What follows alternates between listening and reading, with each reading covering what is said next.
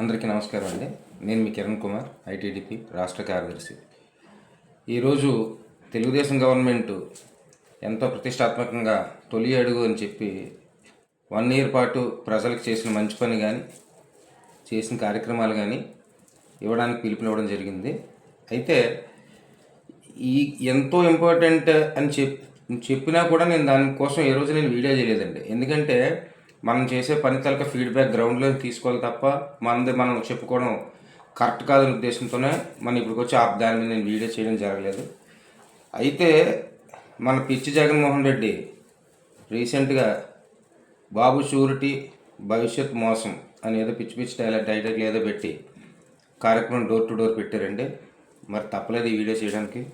ఎందుకంటే ఇంత పని చేస్తున్నా కూడా పబ్లిసిటీ గ్రౌండ్ లెవెల్ నుంచి రావాలనే ఉద్దేశంతో టీడీపీ క్యాడర్ కూడా ఏది కూడా ఉన్నదానికంటే ఎక్కువ చెప్పడానికి మేము ట్రై చేయలేదు. ఎందుకంటే ఎప్పుడైతే ఉన్నదానికంటే ఎక్కువ చెప్తామో దాన్ని మాకు కూడా ఏదో తెలియని ఓవర్ కాన్ఫిడెన్స్ బిల్డ్ అవుతుంది. కాబట్టి ఫస్ట్ గ్రౌండ్లోకి వెళ్ళిన తర్వాత దాని రియాలిటీ ప్రజల యొక్క స్పందన నుంచి వీడియో చేద్దాం ఆలోచనతో వాళ్ళ వరకు వెయిట్ చేయడం జరిగింది. అయితే ఇవాళ ఈ సైకోలు పచ్చ సైకోలు చేసినవి బులుగు మీడియా చేస్తున్న దానికి మాత్రం ఖచ్చితంగా కౌంటర్ ఇవ్వాలని వీడియో చేస్తున్నానండి. ఈరోజు బాబు మోసం అని మీరు కార్యక్రమం చేస్తున్నారంటే మినిమం మీ దగ్గర ఆధారాలు లేకుండా కంటెంట్ లేకుండా వ్యవహారం చేస్తున్నారు. ఇప్పుడు మీ 5 సంవత్సరాల పాలనకి మా ఒక 1 ఇయర్ పాలనకి కంపారిజన్ చేసి మీకు చూపిస్తాను. ఈరోజు మేము బాబు గారు ఇటువంటి క్రైసిస్లో కూడా మేము ఏటేటి సాధించామన్నది మా సూపర్ 6 ఏంటన్నది మరొకసారి మీకు షేర్ చేయాలనుకుంటున్నాను. ఫస్ట్ ఏంటంటే ఫెన్షన్ కంపేర్ చేసుకుందామండి.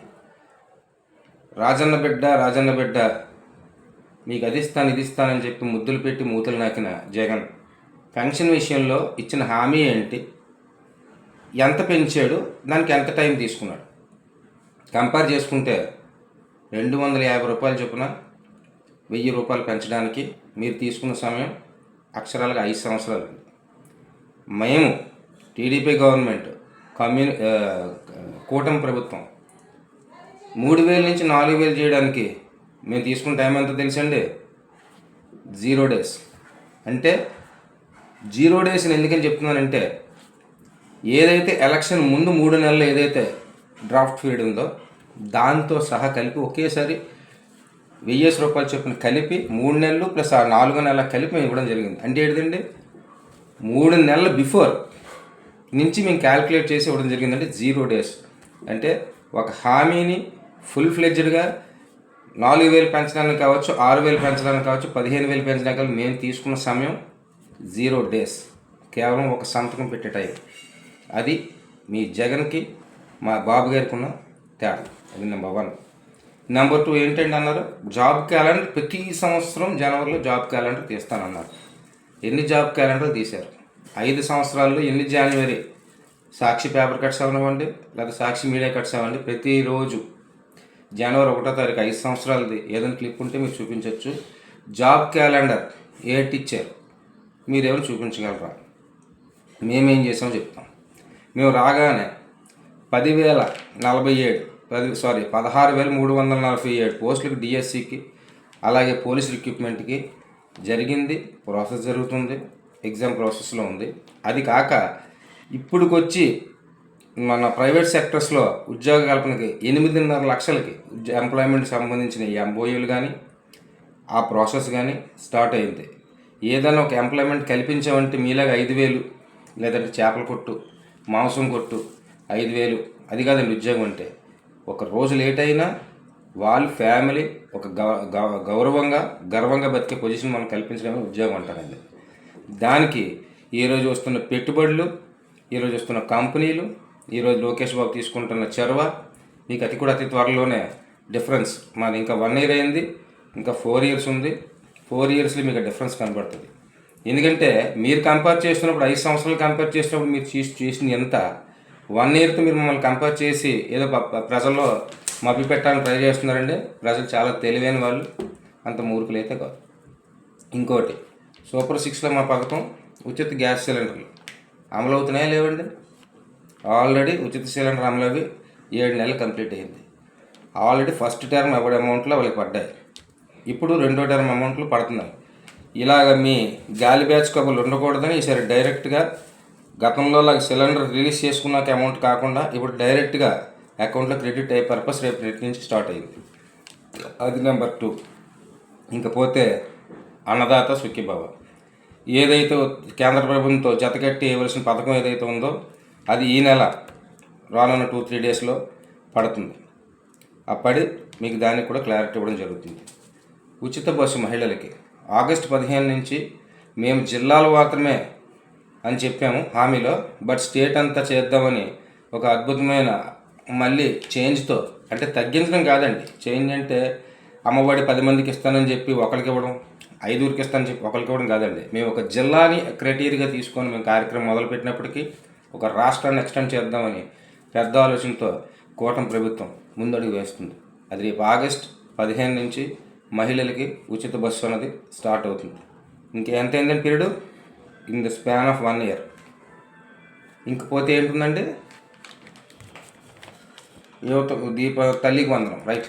తల్లికి వందనం వేసినప్పుడు మీరు ఏం చెప్పారంటే, మీరు మీ హామీల్లో ఎంతమంది పిల్లలు ఉంటే అంతమంది భారతమ్మ గారు చెప్పారు. అంటే సాక్షాత్తు జగన్మోహన్ రెడ్డి గారి భార్య ఎలక్షన్ క్యాంపెయిన్లో. సరే అయిపోయింది. మీరు ఇచ్చింది ఎంతమందికి అండి? ఒకళ్ళకి. ఇప్పుడు మేము ఎంతమందికి ఇస్తున్నామండి? ఒకళ్ళు ఉంటే ఒకరికి, ఇద్దరు ఉంటే ఇద్దరికి, 5గురు ఉంటే 5గురికి కూడా ఇవ్వడం జరుగుతుంది. అదే తల్లికి వందన పేరుతో. మరి ఫెయిల్ మీరైనట్ట, లేదంటే మేము ఫెయిల్ అయినట్ట? ఇంక మేము అమలు చేయాలి.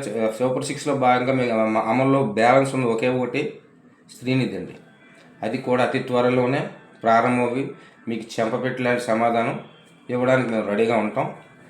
మీరు ఈ 1 ఇయర్లో మేము సాధించినవన్నీ ఇది మా పాంప్లెట్. ఇవాళ వరకు కూడా ప్రతి డోర్ టు డోర్ వెళ్తూ ఎవ్రీ కార్యకర్త, తెలుగుదేశం కార్యకర్త కూటమి ప్రభుత్వం చేసిన సక్సెస్ని ఏ విధంగా ఫీడ్బ్యాక్ ఇవ్వడం, తీసుకోవడం అనేది జరుగుతుంది. ఇవాళ మీరు చేసే కార్యక్రమం ఏంటంటే ఇంటింటికి వెళ్ళి బాబు మోసం, బాబు మోసం, బాబు మోసం అంటున్నారు.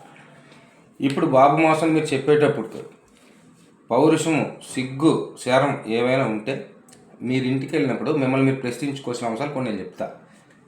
యాజ్ ఎ వైసీపీ కింద, జగన్మోహన్ రెడ్డి ఫాలోవర్ కింద, జగన్మోహన్ రెడ్డి బ్యాచ్కి ప్రతి ఇంటికి వెళ్ళినప్పుడు మీకు తల్లికి వందనం అందుతుందా అని మీరు అడిగినప్పుడు, మోసం జరిగిందని అడిగినప్పుడు మీరు అమ్మఒడి ఎంతమందికి ఇచ్చారో చెప్పి మాట్లాడండి. మీరు మద్యం కోసం మాట్లాడుతున్నప్పుడు సంపూర్ణ మద్యపానం నిషేధం చేసే ఓట్లు అడుగుతామమ్మా చెప్పుతో మిమ్మల్ని మీరు కొట్టుకొని సారీ చెప్పి మద్యం కోసం ప్రశ్నించండి. అలాగే అన్నదాత కోసం ప్రశ్నించినప్పుడు గతంలో అన్నదాత ప్రోగ్రాంకి మీరేం చేశారు, ఈరోజు అన్నదాతలో వాళ్ళకి ఎంత లబ్ధి చేకూరుతుందని మీకు మీరు చెంపలేసుకొని ప్రశ్నించండి. అదేవిధంగా ప్రతి ఒక్కరికి ఉద్యోగ కల్పన చేస్తానని చెప్పి ప్రతి సంవత్సరం జాబ్ క్యాలెండర్ అని చెప్పి యువతను మోసం చేసినందుకు యువత చేతిలోని ఒక చెప్పు దెబ్బ తిని అప్పుడు ఉద్యోగాల కోసం మాట్లాడండి. అదేవిధంగా కంపెనీలు తెస్తాం, రాష్ట్రాన్ని ముందుకు నడిపిస్తాం, 3 క్యాపిటల్ సాధిస్తాం, పోలవరం కడతామని చెప్పి ఆఖరికి పోలవరాన్ని 1% కూడా పరిస్థితి చేతకాని సావచొచ్చిన చేతకాని వాళ్ళు మనం ఒప్పుకొని రైతులకు సారీ చెప్పి అప్పుడు వెళ్ళి పరామర్శించండి.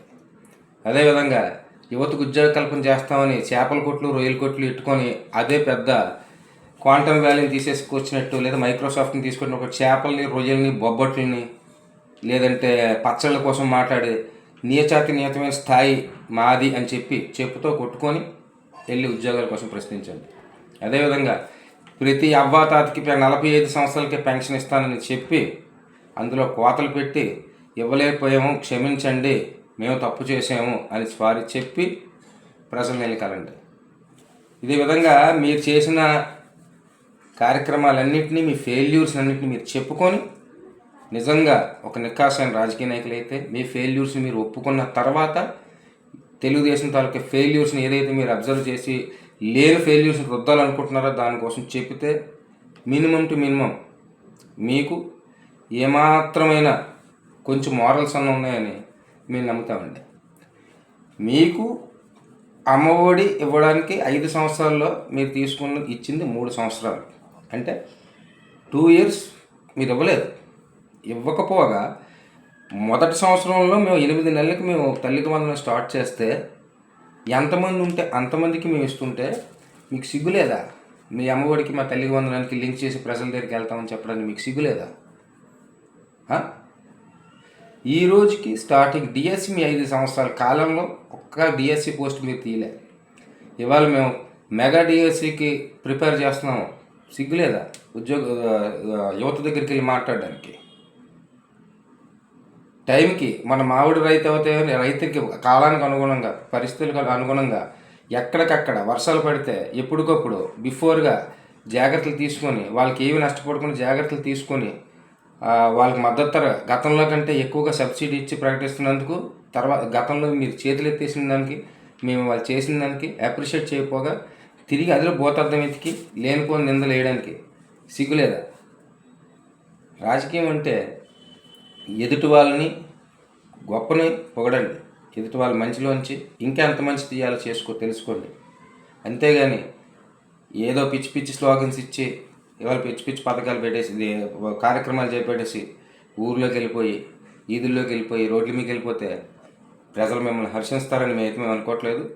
అయితే ఈరోజు తెలుగుదేశం క్యాడర్ కూడా ఒక ఇంపార్టెంట్ విషయం ఏంటైతే షేర్ చేయదలుచుకున్నానో, వాళ్ళు ఏమీ చేయలేని దానికి మన మీద నెగిటివిటీ స్ప్రెడ్ చేయడానికి వాళ్ళు డోర్ టు డోర్ క్యాంపెయిన్ అని స్టార్ట్ చేసినప్పుడు చంద్రబాబు నాయుడు గారు మనకిచ్చిన డోర్ టు డోర్ క్యాంపెయిన్ ఎంత సక్సెస్ఫుల్గా రన్ చేయగలుగుతున్నాం, ఎంత సక్సెస్ఫుల్గా ప్రజల దగ్గరికి మన కూటమి ప్రభుత్వం యొక్క చర్యలు తీసుకెళ్ళగలుగుతున్నాం, అదేవిధంగా ఎంత మంచి ఫీడ్బ్యాక్ వస్తుంది.